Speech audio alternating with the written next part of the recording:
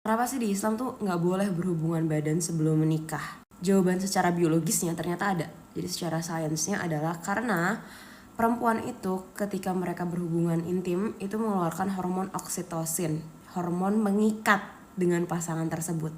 Nah, ketika perempuan udah releasing hormon oksitosin, mereka akan terikat gitu sama pasangannya, dan itu juga dimeningkatkan hormon dopamin mereka, yang mana mereka jadi seneng gitu dengan hal tersebut. Kebalikannya, laki-laki justru kehilangan hormon testosteron mereka. Sementara testosteron itu turun sama dopamin. Jadi mereka justru ketika berhubungan, mereka ada hormon prolaktin yang ngebuat mereka puas, tapi nggak seneng.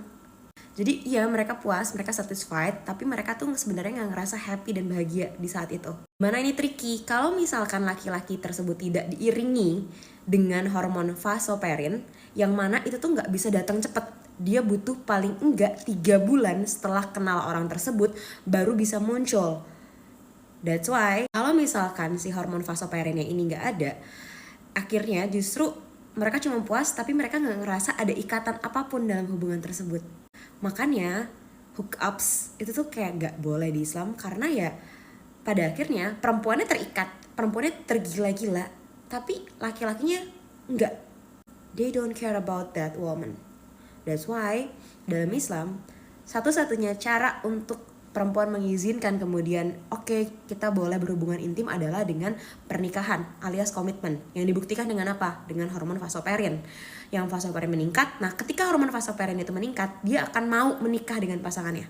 Karena ini tuh kayak nunjukin kalau dia tuh alpha male, dia tuh dominan, dan dia itu kayak monogamis yang mau dengan pasangannya tersebut. Aside of that, gue cuma mau ngasih tahu untuk perempuan-perempuan di luar sana yang udah berhubungan intim bahkan pas awal kenal, kalian coba pikirin matang-matang, kalian emang suka dan sayang sama orang ini, atau lo cuma terikat bonding karena lo udah pernah saling bertukar hormon. Dimana specifically pada perempuan itu memang bener-bener drive that woman crazy gitu.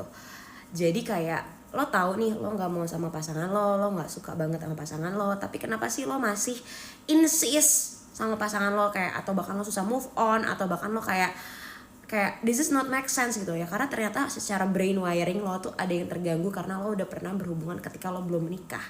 Jadi kalau lo ngerasa kayak kok gue masih tergila-gila sama orang ini padahal gue tahu orang ini tuh kayak nggak layak atau nggak deserve, maybe because you were doing that, dan lo harus kayak neutralize your body, your mindset untuk nggak lagi releasing hormon oksitosin sama orang tersebut.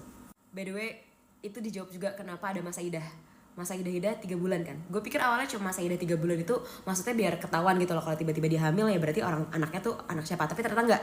Ternyata untuk neutralize itu hormon oksitosin lo itu butuh waktu 3 bulan untuk stop dapet supply hormon itu. Jadi kalau misalkan lo berhubungan, lo harus berhenti berhubungan selama 3 bulan agar lo tidak lagi craving hormon oksitosin dari pasangan tersebut. Itulah kenapa ada masa idah. Sekian. Gila, it's perfect.